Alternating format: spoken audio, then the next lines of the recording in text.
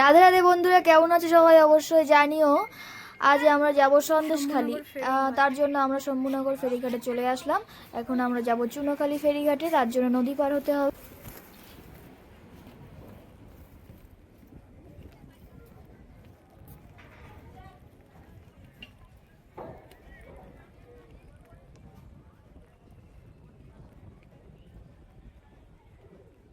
এটা হলো শম্ভুনগর ফেরিঘাট।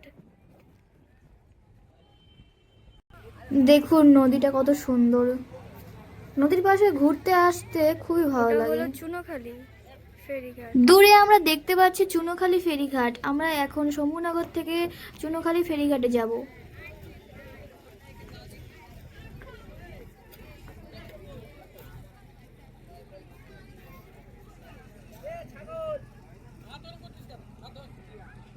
নৌকাটা যাচ্ছে, কত সুন্দর দেখতে লাগছে দেখুন। বা শম্ভুনগর ফেরিঘাট।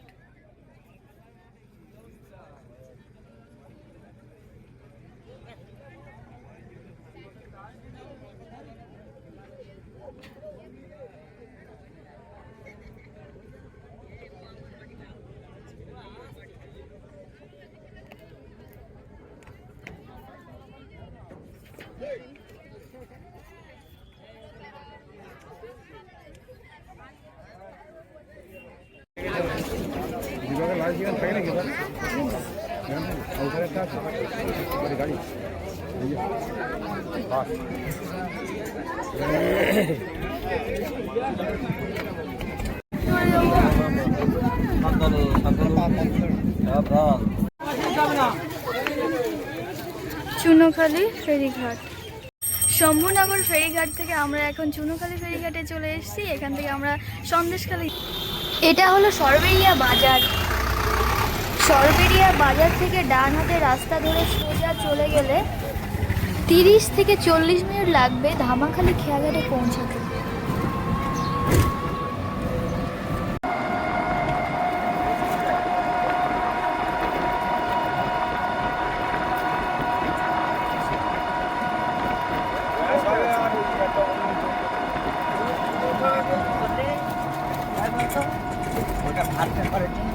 এখন আমরা যাচ্ছি ধামাখালী খেয়াঘাট।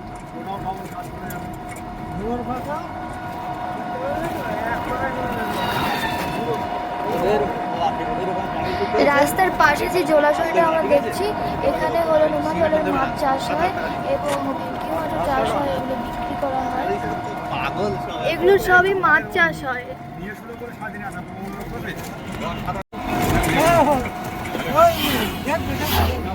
আমরা চলে আসলাম ধামাখালী ফেরিঘাটে।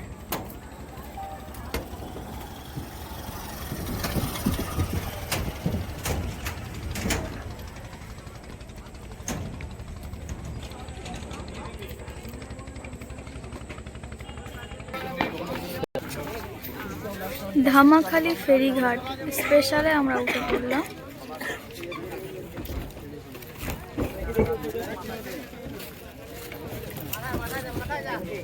ওটা হচ্ছে সন্দেশখালী ফেরিঘাট। ডান সাইডে যে আমরা আরেকটা দ্বীপ দেখতে পাচ্ছি, ওটা হচ্ছে বড় তুষখালী, এবং বড় তুষখালীর সঙ্গে ভাঙা তুষখালীও জয়েন্ট করা আছে। তবে ঘাট দুটো কিন্তু আলাদা।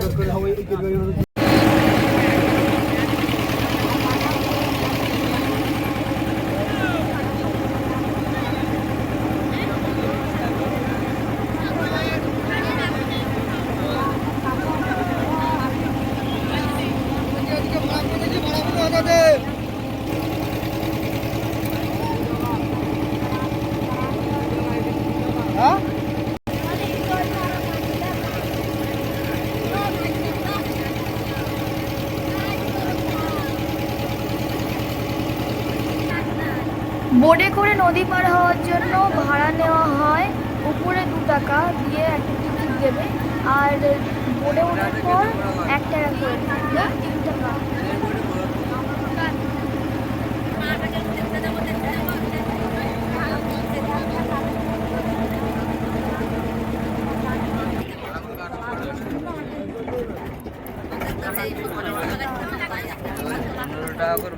তোমার রাজা মাছ রাজা যায় না।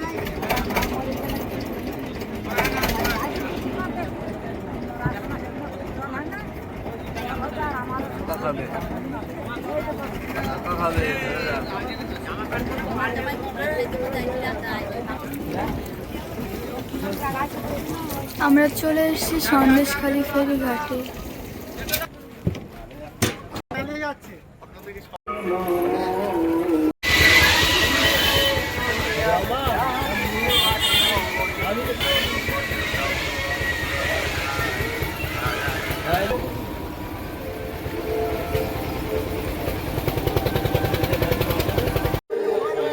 আরো সে চেয়ার রেডি হয়েছে, রাউন্ড আমাদের হতে যাচ্ছে।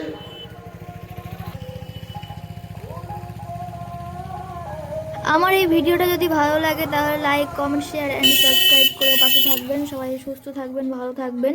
টাটা, দেখা হচ্ছে নেক্সট ভিডিওতে।